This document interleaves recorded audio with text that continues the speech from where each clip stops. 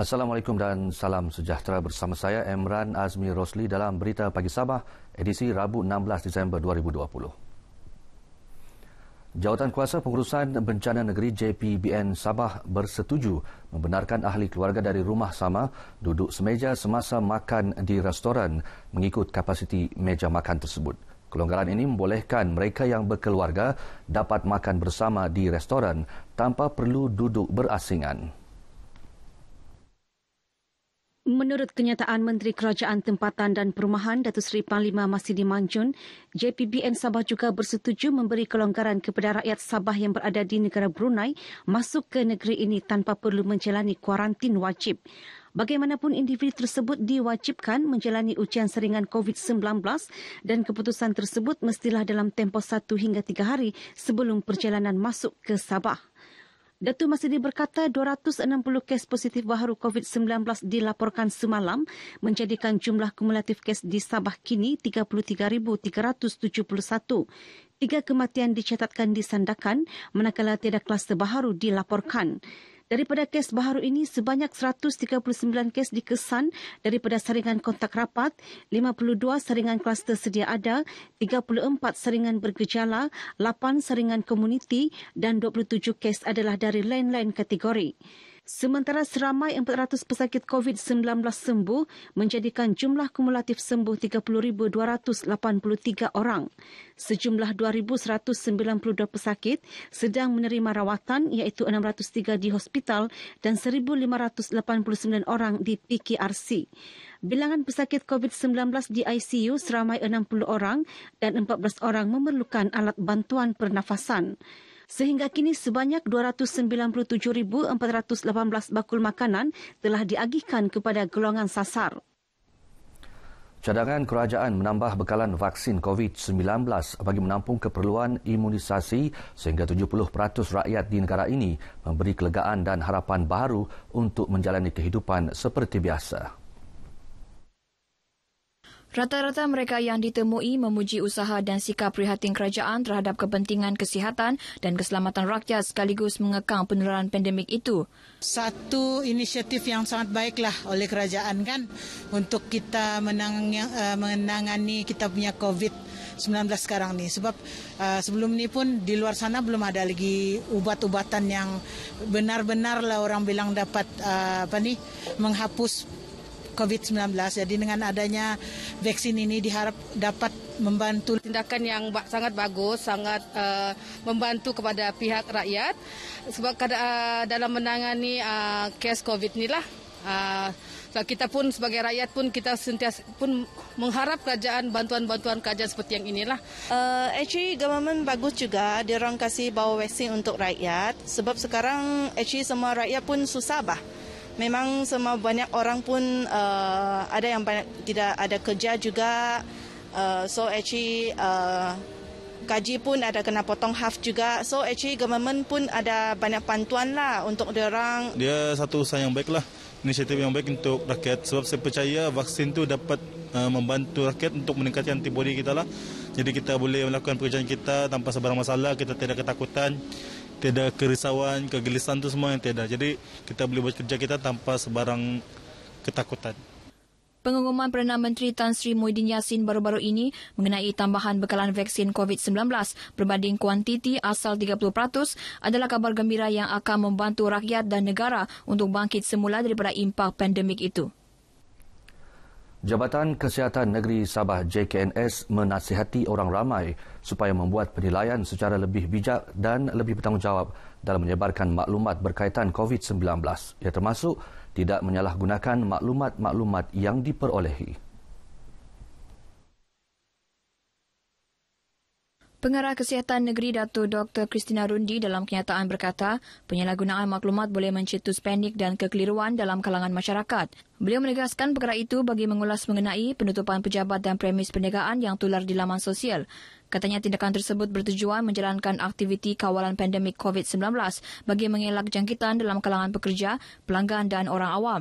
Beliau juga memaklumkan JKNS telah memeriksa 315 buah premis sepanjang operasi bersepadu mencegah COVID-19 sehingga 13 Disember. Daripada jumlah itu, 11 tawaran notis kompaun dikeluarkan dan 36 premis diarah tutup kerana didapati melanggar prosedur operasi standard SOP ditetapkan seperti tiada penjarakan fizikal dan pemakaian pelitup separuh muka.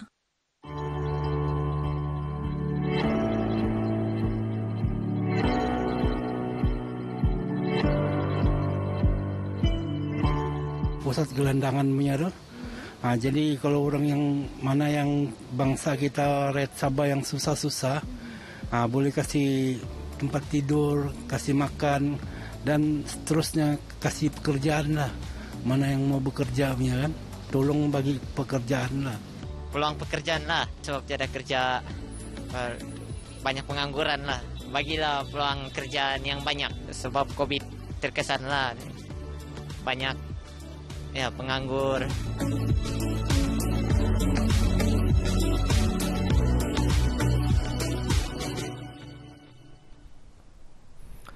Cadangan Jabatan Hal Ehwal Agama Islam Negeri Sabah JAHINS untuk memartabatkan tulisan Jawi dan khat di negeri ini disambut baik Menteri Tugas-Tugas Khas Datuk Muhammad Arifin Muhammad Arif. Ia bertepatan dengan usaha mengangkat tulisan Jawi dan khat sebagai satu citra kepada umat Islam.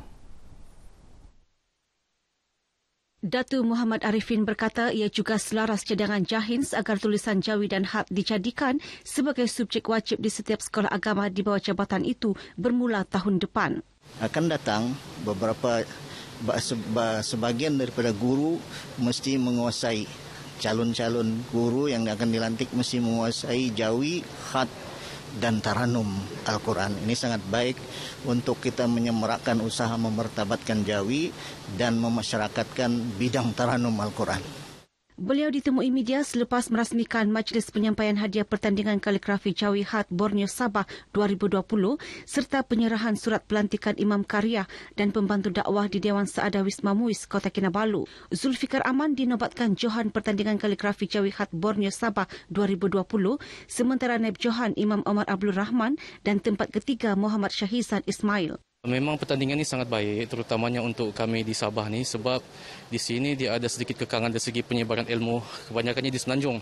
Tapi alhamdulillah daripada sokongan JAHINS dan juga Persatuan Seni Khat Sabah, kami dapat mengumpul perkara-perkara khat yang berminat dan dalam masa yang sama kami memberi pendidikan. Kesemua pemenang masing-masing membawa pulang hadiah wang tunai RM3,000, RM2,000 dan RM1,500 beserta sijil penyertaan. Kebajikan masyarakat luar bandar di Sabah sentiasa diberi keutamaan kerajaan negeri agar mereka tidak tercicir daripada arus pembangunan.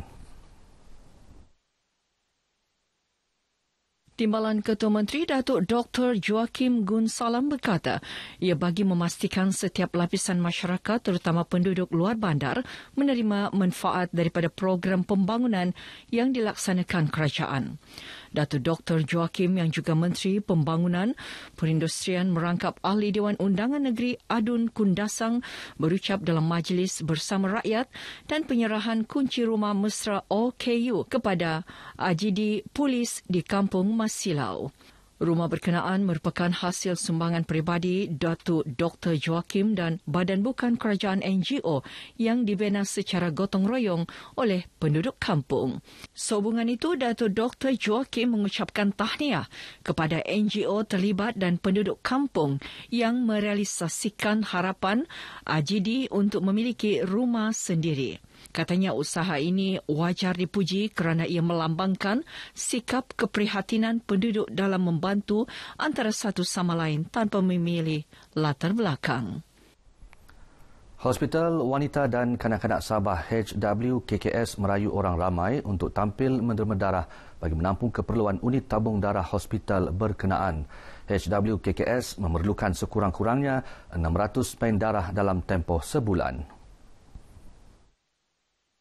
Menurut Pegawai Perubatan Unit Perubatan Transfusi HWKKS, Fauzia Hanim Hashim, ibu bersalin mangsa kemalangan jalan raya dan pesakit thalassemia yang memerlukan sekurang-kurangnya 2 kali transfusi darah dalam tempoh sebulan. Sangat banyak sebab sebulan saja, seminggu saja minimum 5 kali. Kalau sebulan memang kami perlu mengadakan kempen derma darah ni dalam 15 kali. Itu sebulan, itu minimum. Sebab keperluan darah untuk hospital wanita dan kanak-kanak Sabah adalah 1 bulan minimum 600 unit darah. Beliau ditemui pemberita sempena program kempen derma darah anjuran HWKKS dengan kerjasama Kompleks Beli Belah Wan Borneo di Kota Kinabalu. Sebelum proses derma darah dilakukan, pihak HWKKS akan melakukan pemeriksaan kesihatan terlebih dahulu terhadap individu yang ingin menderma darah bagi memastikan mereka layak menderma darah. HWKKS melaksanakan program derma darah 4 kali seminggu dengan purata kutipan darah 200 pain sebulan. Sementara itu, pihak pengurusan Kompleks Beli Belah Wan Borneo sedia bekerjasama dengan pelbagai pihak termasuk Badan Bukan Kerajaan NGO yang ingin melaksanakan kempen derma darah di ruangan kompleks tersebut. Menurut pengurus tadbir Kompleks Beli Belah Wan Borneo Kota Kinabalu, Haliza Abdul Rahman, ia adalah salah satu tanggungjawab sosial korporat CSR pihaknya bagi membantu memudahkan kempen itu berlangsung. Pada masa sama, mendidik warga kerja Kompleks Beli Belah berkenaan untuk turut sama menderma darah bagi membantu golongan yang memerlukan darah terutama dalam situasi penularan pandemik COVID-19 ketika ini. Kita punya kawasan ni dikelilingi jabatan-jabatan kerajaan, badan-badan berkanun, macam syarikat-syarikat, ada banyak ofis di sini, pejabat di sini. So kaki tangan diorang tu memang sentiasa akan cari barangan di sini, makan dan sebagainya, dan diorang sudah biasa nampak acara begini kan, dan diorang akan menyumbang lah. Beliau ditemui pemberita RTM dalam program derma darah anjuran Hospital Wanita dan Kanak-Kanak Sabah HWKKS dengan kerjasama Kompleks Beli Belah Wan Borneo. HWKKS dan Kompleks Beli Belah Wan Borneo Kota Kinabalu sudah bekerjasama melaksanakan program derma darah sejak 3 tahun lalu. Kerjasama ini akan diteruskan bagi memudahkan orang ramai menderma darah tanpa perlu ke hospital terbabit yang kini tertumpu kepada pusat rawatan pesakit COVID-19. Baik saudara, sekian berita pagi Sabah. Jangan lalai, terus waspada. Pandemik COVID-19 belum berakhir. Saya Imran Azmi Rosli. Assalamualaikum dan salam sejahtera.